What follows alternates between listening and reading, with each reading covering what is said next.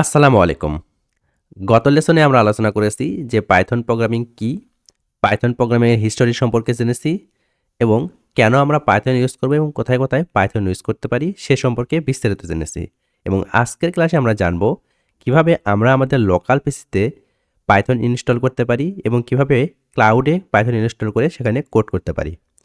তো এ কারণেই প্রথমে আমাদের পাইথনটি ডাউনলোড করে নিতে হবে। ডাউনলোড করার জন্য আপনি যেকোনো একটি ব্রাউজারে চলে যাবেন। আমি এখান থেকে আমার ক্রোম ব্রাউজারটি সিলেক্ট করে নিতেছি। দেন এখানে আমি গিয়ে লিখব পাইথন ডাউনলোড ফর উইন্ডোজ 10। তারপরে আমি এই লিঙ্কে প্রবেশ করব।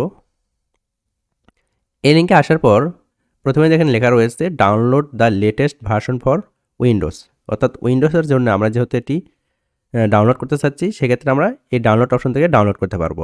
আপনি যদি ম্যাক বা আইওএস ইউজ করে থাকেন সেক্ষেত্রে আপনি ম্যাক বা আইওএস এখান থেকে সিলেক্ট করে নেবেন। তো আমরা যেহেতু উইন্ডোজের জন্য এটি ইনস্টল করব সেক্ষেত্রে আমরা ডাউনলোড উইন্ডোজ পাইথন 3.12 এখানে ক্লিক করে দিলাম। আমাদের পাইথন কিন্তু ডাউনলোড হওয়া শুরু হয়ে গেছে। যেহেতু আমার আগে থেকেই পাইথন ডাউনলোড এবং ইনস্টল করা রয়েছে, এ কারণেই আমি শুধুমাত্র আপনাদের প্রসেসগুলো দেখিয়ে দিব। খুব সিম্পল বিষয়, আশা করছি আপনারা নিজে থেকেই পারবেন প্রসেসগুলো যদি আমি বলে দিই। তো আমাদের পাইথন ডাউনলোড করা কমপ্লিট। আমরা এখন পাইথন ইনস্টল করব। তো আমরা আমাদের ফাইলে চলে যাব, দেন পাইথন টুলস, এখান থেকে দেখেন পাইথন 3.12 এই ভার্সনটি আমরা ডাউনলোড করেছি। দেন এই ভার্সনে আমরা ডাবল ক্লিক করে দেব। আমরা যদি এখন ইনস্টল নাও এই অপশনে ক্লিক করি তাহলে আমাদের সি ড্রাইভে এটা কিন্তু ইনস্টল হওয়া শুরু হয়ে যাবে। কিন্তু আমরা এটি কিছুটা কাস্টমাইজ করব। দেখেন এখানে রয়েছে অ্যাড পাইথন .exe.path, এখানে আমরা একটা ক্লিক করে দেব। দেন কাস্টমাইজ ইনস্টল, এখানে এসে আমাদের যে চেকবক্সগুলো রয়েছে সবগুলোতে আপনি ক্লিক করে দিবেন। তারপর এখান থেকে আমরা নেক্সটে দিয়ে দিব। এখান থেকে install Python 3.12 for all user এটা দিয়ে দিব।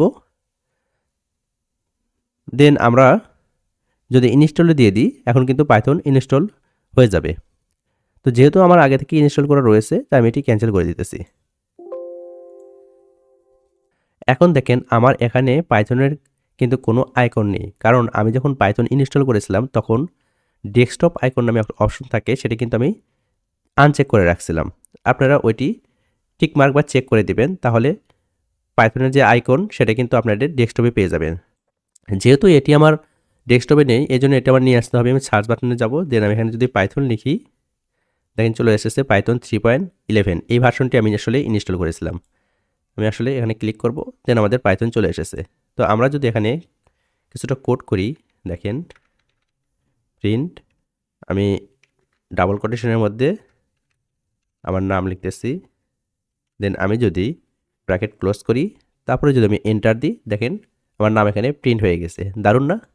তো চাচ্ছি যে আমি এখানে প্রিন্ট করব, কি প্রিন্ট করব, হ্যালো ওয়ার্ল্ড প্রিন্ট করব। হ্যালো ওয়ার্ল্ড লিখলাম, ডাবল কোটেশন দিলাম, ব্র্যাকেট ক্লোজ করলাম। এখন যদি আমি এন্টার দিই দেখেন হ্যালো ওয়ার্ল্ড প্রিন্ট হয়ে গেছে।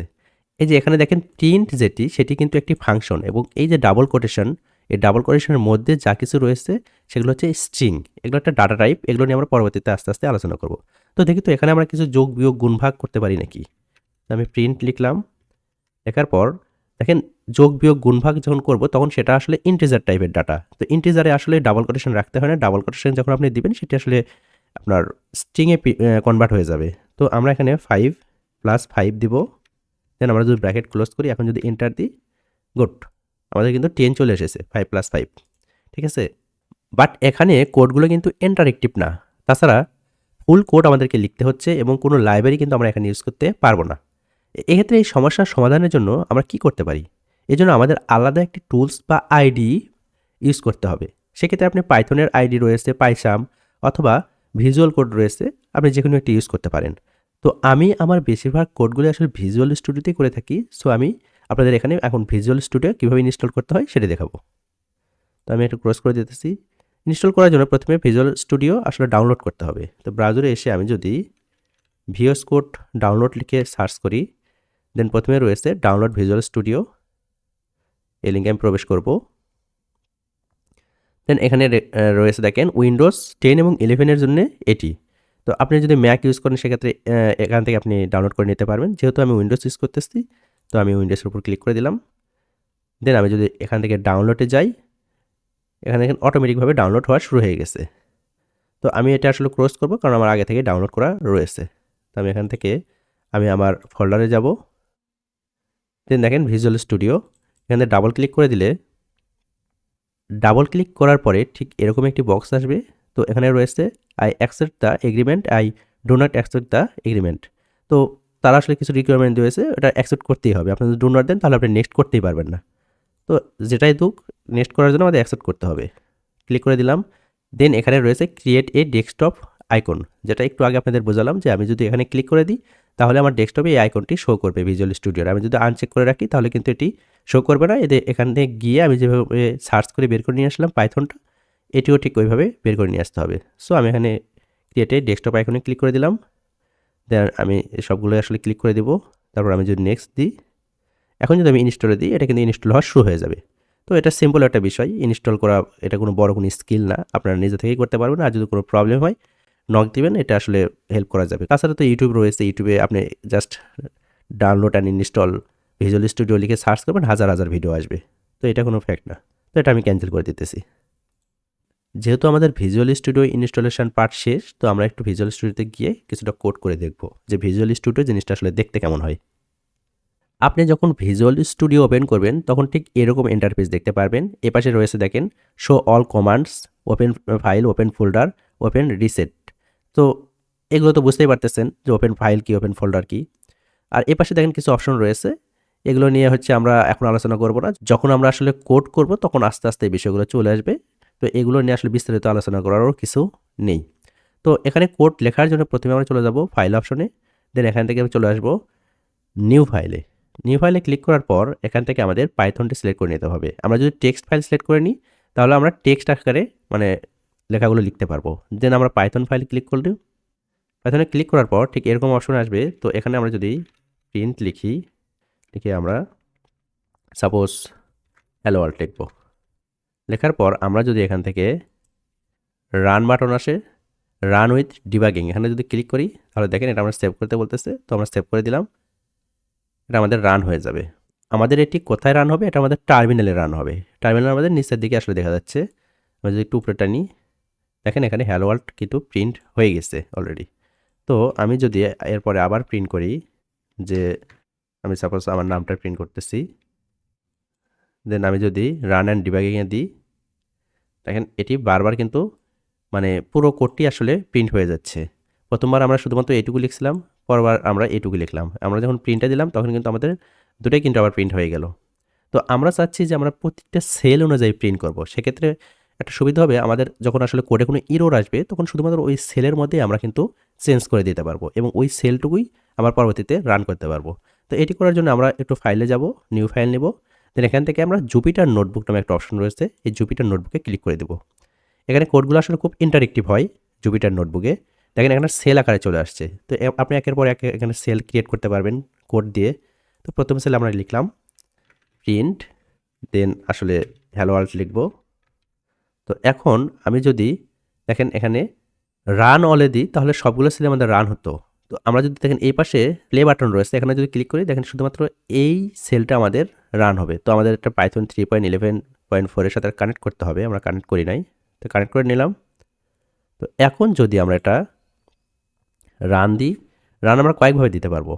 মূলত এখানে যে আমাদের প্লে বাটন রয়েছে সেখানে ক্লিক করলে আমরা রান করতে পারবো, অথবা আমরা যদি এ পাশে ক্লিক করে নিয়ে শিফট এন্টার একসাথে চাপি তাহলে সেটি রান হবে। আমি একটু পরবর্তীতে আবার কোড করে দেখাই তাহলে বুঝতে পারবেন। তো আমি আমার নাম লিখি। তো এবার আমি যদি দেখেন শিফট এবং এন্টার একসাথে চাপি, এটা কিন্তু কোড হয়ে যাবে, কিন্তু প্রিন্ট হয়ে গেছে, তাই না? আমি আশা করতেছি আপনারা এ পর্যন্ত বুঝতে পেরেছেন যে কিভাবে আমরা পাইথন ইনস্টল করব আমাদের লোকাল পিসিতে এবং কিভাবে আমরা কোনো একটি আইডি ইনস্টল করে সেখানে আসলে কোড করতে পারি। তো আমরা এখন দেখব যে ক্লাউডে আমরা কিভাবে আসলে পাইথন ইনস্টল করতে পারি বা কিভাবে পাইথনে কোড করতে পারি। তো আমরা এর জন্য এখানে ইউজ করব হচ্ছে কোল্যাব। তো কোল্যাব কোথায় আমরা পাবো? কোল্যাব পাওয়ার জন্য আমাদের চলে যেতে হবে ব্রাউজারে। আমাদের আগে থেকে যে ব্রাউজারটা রয়েছে সেখানে আসলে কোল্যাব ইনস্টল করা এবং কোড করা রয়েছে। এই কারণে আমি আপনাদের নতুন একটি ব্রাউজারে আসতেছি বা নতুন একটি ট্যাব ওপেন করতেছি। সেখানে আমি যদি ড্রাইভ লিখি, দেন এটাতে আসলে আমার কোনো কোড করা নেই, এই কারণে আমি নতুন করে এটা দেখাতে পারবো আপনাদের। গো টু ড্রাইভে গেলাম, তারপর এখান থেকে আমি যদি নিউয়ে যাই, নিউ থেকে আমি চলে যাব মোর অপশনে। মোর থেকে আপনারা যাবেন যে কানেক্ট মোর অ্যাপস, এখানে ক্লিক করে দিবেন, দেন একটু অপেক্ষা করেন। এরপর সার্চ অপশনে লিখবেন কোল্যাবরেটরি, ঠিক আছে? কোল্যাবরেটরি লিখে আমি সার্চ করলাম, দেন প্রথমে যেটি রয়েছে দেন কোল্যাবরেটরি টিম, এখানে ক্লিক করে দিবেন, আমাদের কিন্তু কানেক্ট হয়ে যাবে এখন। কোল্যাবে আসলে কোড করলে সুবিধা যেটি সেটি হচ্ছে এখানে কিন্তু আমরা ইনস্টল করতে বলতেছে, আমরা ইনস্টল করে দেবো, জাস্ট কন্টিনিউ।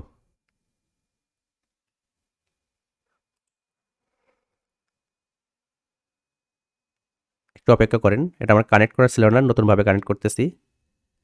বিষয়গুলো আপনারাও বুঝতে পারতেছেন যে আসলে কীভাবে কানেক্ট করতে হয়।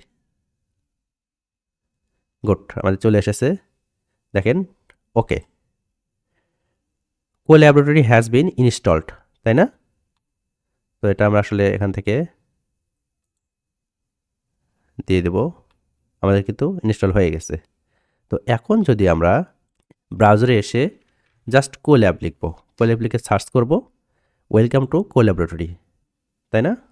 এই দেখেন আমার চলে এসেছে কোল্যাবরেটরি বা কোল্যাব, এখানে কিন্তু আমরা কোড করতে পারবো। এই দেখেন ওয়েলকাম টু কোল্যাবরেটরি, চলে আসলাম না? এখানে আসার পরে যেটি করবেন আসলে সেটা হচ্ছে ফাইলে যাব, আমরা ফাইল থেকে নিউ নোটবুকে যাব। যদিও আসলে আপনাদের কাছে হয়তো বা মনে হচ্ছে যে জিনিসটা একটু ভেজাল বা আসলে বিভিন্ন জায়গায় ক্লিক ক্লিক করে নিয়ে আসতে হচ্ছে, তো একবার যদি আপনি নিয়ে আসা শিখেন এটা কিন্তু আর ম্যাটার না, আর কখনো এটা আসলে এখান থেকে যাবেও না, জাস্ট একবার আপনি কানেক্ট করে নেবেন। যেন যতবার আপনি এখানে আসবেন ততবার কিন্তু এটা অটোমেটিক সেভ হয়ে থাকবে। তো কোল্যাবের আসলে অনেকগুলো সুবিধা রয়েছে, যেরকম আপনার এটা আসলে অটো সেভ হয়ে থাকতেছে, আপনি যে কোনো জায়গায় ইউজ করতে পারতেছেন, যে আপনি ঘরে বসে কোড করছেন, তো আপনি একটা ট্যুরে গেছেন, হঠাৎ করে মনে হলো যে আপনার ক্লায়েন্ট আপনাকে নক করছে বা আপনার একটা জরুরি কাজ পড়ে গেছে, তো সে সময় আপনি যে কোনো জায়গা থেকে শুধুমাত্র আপনার যে গুগল অ্যাকাউন্ট রয়েছে সেটি দিয়ে আপনি ব্রাউজারে লগ ইন করবেন, দেন কোল্যাবে ঢুকে যাবেন, তো সবগুলো কোড আপনি সেখানে পেয়ে যাবেন। তারপর আপনি আপনার মতো সেখানে কোড করা শুরু করে দেবেন। তো এখানে আমরা মূলত দেখেন কোড করব প্রিন্ট, আমরা আসলে এখানে দিলাম হ্যালো ওয়ার্ল্ড, হ্যালো ওয়ার্ল্ড, দেন এখানে আমি যদি শিফট ধরে এন্টার চাপি একসাথে, এটা কিন্তু আসলে প্রিন্ট হয়ে যাবে। তো শুরুতে একটু হয়তো বা সময় নেবে, এটা আসলে কানেক্ট হবে পাইথনের সাথে, প্রথমে আমাদের পাইথনের সাথে কানেক্ট করতে হইতো, একটু অপেক্ষা করেন, এটা নিয়ে নেবে। কানেক্টিং, আসলে এখানে গ্রিন লাইট রয়েছে, কানেক্ট, দেখছেন আমাদের কিন্তু হ্যালো ওয়ার্ল্ড প্রিন্ট হয়ে গেছে। কোল্যাবের আরও সুবিধা রয়েছে, যেরকম আমরা যখন অনেক কোড লিখবো বা বড় কোড লিখবো, তখন কিন্তু আমাদের আসলে লোকাল পিসিতে অনেক বড় র্যাম লাগে, সেক্ষেত্রে কোল্যাব আমাদেরকে কিন্তু ফ্রি ফ্রি অনেক কিন্তু স্পেস দিচ্ছে, দেখেন এখানে দেখলে বুঝতে পারবেন আপনি কত স্পেস দেয়। র্যাম 12 জিবির বা 13 জিবির মতো আসলে দিয়েছে আমাদেরকে কোল্যাব, তাই না? তো এখান থেকে আপনারা ক্লাউডের যে স্টোর রয়েছে সেটি কিন্তু ইউজ করতে পারবেন। তো যাই হোক, এগুলো নিয়ে আমরা পরবর্তীতে আলোচনা করব। এই ভিডিওর যেহেতু মূল আমাদের কথাবার্তাই ছিল কিভাবে আমরা আসলে পাইথন ইনস্টল করব, কিভাবে আমরা আসলে ক্লাউডে কোড করব সেই বিষয় নিয়ে। তো আমি যদি আরও কিছু এখানে প্রিন্ট করি, তো আমি এখানে 5+5 লিখলাম, লেখার পর আমি যদি শিফট এন্টার দিই, এটা কিন্তু প্রিন্ট হয়ে যাবে, দেখেন 10 প্রিন্ট হয়ে গেছে। তো আশা করতেছি বুঝতে পেরেছেন যে কীভাবে কোল্যাব আসলে ইনস্টল করতে হয় এবং কীভাবে সেখানে আসলে কোড লিখতে হয়। তো এখন আমরা পাইথনের আসলে কিছু বেসিক প্রিন্ট ফাংশন নিয়ে কথা বলবো। যেরকম আমি যদি দেখেন এখানে লিখছি প্রিন্ট, না? প্রিন্ট লেখার পর আমি যদি আমার নাম লিখি, সেটি কিন্তু সুন্দর প্রিন্ট হলো, তাই না? তো এবার আমি আবার প্রিন্ট লিখব, প্রিন্ট লেখার পর আমি যদি এবার আমার নাম লিখি, শিফট এন্টার দিই, একটা এরর আসছে, name page is not defined. এররটা কি? এখানে তো প্রিন্ট, তারপরে আপনি একটা ব্র্যাকেট রাখলাম, ব্র্যাকেটের মধ্যে আমি আমার নাম লিখলাম, এখানেও তো ঠিক একই জিনিসই লিখলাম, তাহলে এটা কেন প্রিন্ট হলো না? এটা প্রিন্ট হলো না এই কারণেই, দেখেন পরেরটা আমরা কিন্তু বড় হাতের পি দিয়েছি, অর্থাৎ পাইথন হচ্ছে কেস সেন্সিটিভ একটা ল্যাঙ্গুয়েজ। তো বড় হাতের পি এবং ছোট হাতের পি কিন্তু এক নয়, দেখতে একই মনে হলো, দুটার কিন্তু আস্কি ভ্যালু আলাদা। আস্কি ভ্যালু কি এ সম্পর্কে আসলে আপনারা গুগল গিয়ে দেখতে পারবেন যে আস্কি ভ্যালু বা আস্কি ভ্যালু টেবিল, যাই হোক এটা লিখে সার্চ করবেন, আস্কি টেবিল আসলাম, আপনাদের দেখায় বড় হাতের পি এবং ছোট হাতের পি দুটো কিন্তু সম্পূর্ণ আলাদা, দুটি কিন্তু দুই রকম ক্যারেক্টার, অর্থাৎ দুটার ভ্যালু আলাদা। তো আমি এখানে পি খুঁজে বের করব, এটা কিন্তু বড় হাতের পি আমাদের ছিল, এর আস্কি ভ্যালু কত ছিল ভাই? 80, তাই না? ছোট হাতের পি কিন্তু এটা এর আস্তি ভ্যালু কত 112, অর্থাৎ দুটি কিন্তু দুই রকম আসলে ক্যারেক্টার, দুই রকম আসলে ভ্যালু প্রদান করতেছে। সো বড় হাতের পি এবং ছোট হাতের পি আমাদের কিন্তু এই জিনিসটা লক্ষ্য রাখতে হবে। তো এখানে আমি যদি এখন ছোট হাতের পি দিই, দেওয়ার পর আমি যদি এটা শিফট এন্টার চাপি, দেখেন এটা এখন প্রিন্ট হবে, প্রিন্ট হয়েছে, তাই না? অর্থাৎ পাইথন হচ্ছে কেস সেন্সিটিভ ল্যাঙ্গুয়েজ। তারপরে আমি যদি এখানে দেখেন আবার প্রিন্ট, আমি এখানে জাস্ট 9 দিব, এবার যদি শিফট এন্টার দিই, আমার কিন্তু এটা প্রিন্ট হয়ে গেছে। আমি আবার যদি একটু প্রিন্ট লিখি, আমি 9.9 দিব, দেন আমি যদি শিফট এন্টার দিই, এটাও প্রিন্ট হয়ে গেছে। তো এই দুটো জিনিস একটু পার্থক্য দেখেন। প্রথম যে 9টি আমরা লিখেছি এটা একটি ইন্টিজার টাইপের নাম্বার, অর্থাৎ পাইথন এটাকে আসলে ইন্টিজার বলা হয়। এবং এই যে শুরুতে আমরা যেগুলো লিখছিলাম এগুলোকে আসলে স্ট্রিং বলা হয়। স্ট্রিং কেন? এগুলো ডাবল কোটেশনের মধ্যে রয়েছে তাই স্ট্রিং। এই ভিডিওতে শুধু এ পর্যন্ত জেনে রাখেন যে ডাবল কোটেশনের মধ্যে যা কিছু থাকে সেটা আসলে স্ট্রিং। এটা পৃথিবী থাকলেও পৃথিবী একটা স্ট্রিং, এটা এক ধরনের আসলে ডাটা টাইপ। এগুলো ডাটা টাইপ সেকশনে আসলে বিস্তারিত আলোচনা করা হবে। তো এটা কি ইন্টিজার, এটা কি ভাই? এটা হচ্ছে কি, এটা ডেসিমেল নাম্বার বা পাইথনের ভাষায় তাকে ফ্লোট বলা হয়, তাই না? তো আরেকটা জিনিস রয়েছে পাইথনের, সে মজার একটা জিনিস, সেটা হচ্ছে প্রিন্ট, যদি ট্রু দিই, এবার যদি আমি শিফট দিই, এটা কিন্তু ট্রু। এটা কি ধরনের ডাটা টাইপ? এটা হচ্ছে বুলিয়ান টাইপ, তাই না? বুলিয়ান টাইপ ডাটা এগুলো নিয়ে কিন্তু আমরা আসলে ওই এসএসসি ইন্টারমিডিয়েটের যে আমাদের আইসিটি বই ছিল সেখানে কিন্তু আমরা জেনেছি যে এই জিনিসগুলো আসলে কি। তো এগুলো নিয়ে আস্তে আস্তে আলোচনা করা হবে। এই ভিডিওতে শুধুমাত্র আমি এটুকুই বোঝাতে চাচ্ছি যে আসলে এই প্রিন্ট ফাংশন আসলে কতভাবে ইউজ করা হয়। তো আমরা একটা জিনিস লিখব, প্রিন্ট দিব আমরা, দেওয়ার পর আমরা এখানে যদি হ্যালো ওয়ার্ল্ড, হ্যালো ওয়ার্ল্ড লিখি, দেন একটা কমা দিয়ে আমরা যদি 1 লিখি, তারপরে 1.5 লিখবো আমরা, দেন আমরা আসলে লিখব ট্রু, তারপরে আমরা আসলে দেব এখানে সেপারেটর, সেপারেটর দিয়ে ডাবল কোটেশনের মধ্যে আমরা সেপারেটর কি দিব, এই সেপারেটর দিতে পারি। এখন এটা যদি আমরা প্রিন্ট করি, আমরা কি করলাম, আমরা কিন্তু সবগুলো ডাটা টাইপ একসাথে প্রিন্ট করতে চাচ্ছি, যে অ্যাকচুয়ালি পাইথনের সবগুলো ডাটা টাইপ একসাথে কি প্রিন্ট হয় কি হয় না। এখানে হ্যালো ওয়ার্ল্ড এটা কিন্তু ডাবল কোটেশন রয়েছে, এটা হচ্ছে স্ট্রিং টাইপের ডাটা টাইপ। 1 এটা হচ্ছে ইন্টিজার, 1.5 এটা হচ্ছে আপনার ডেসিমেল বলতে পারেন বা পাইথনের ভাষায় এটাকে ফ্লোট বলা হয়, এবং ট্রু এটা হচ্ছে আপনার বুলিয়ান টাইপ ডাটা টাইপ, এবং সেপারেটর দিয়ে আমরা এটা কিন্তু আসলে সেপারেট করে দিয়েছি। তো আমরা যখন শিফট এন্টার দিই দেখি তো আসলে এটা প্রিন্ট হয় কিনা। হ্যাঁ, গুড, এটা কিন্তু সেপারেটর দিয়ে ভাগ হয়ে গেছে এবং এটি প্রিন্ট হয়ে গিয়েছে। তো এতক্ষণ আমরা দেখলাম যে পাইথনে প্রিন্ট ফাংশনগুলো আসলে কিভাবে কাজ করে। তো আজকের ভিডিওটি মূলত আমি এ পর্যন্তই রাখবো, কারণ অলরেডি আজকের ভিডিওটি অনেক লেন্দি হয়ে গেছে। আজকে আমরা কী শিখলাম? আজকে আমরা শিখলাম যে কীভাবে আমাদের লোকাল পিসিতে পাইথন ইনস্টল করব, কীভাবে আইডি ইনস্টল করতে পারি এবং সেখানে কোড লিখতে পারি, এবং কীভাবে আমরা ক্লাউডে আসলে কোড লিখতে পারি, এবং পাইথনের প্রিন্ট ফাংশনের বেসিক কিছু ব্যাপার-স্যাপার দেখলাম। এবং এর পরবর্তী লেসনে আমরা আলোচনা করব পাইথনের কমেন্ট এবং ভেরিয়েবল নিয়ে। তো সে পর্যন্ত ভালো থাকবেন, সুস্থ থাকবেন। আসসালামু আলাইকুম।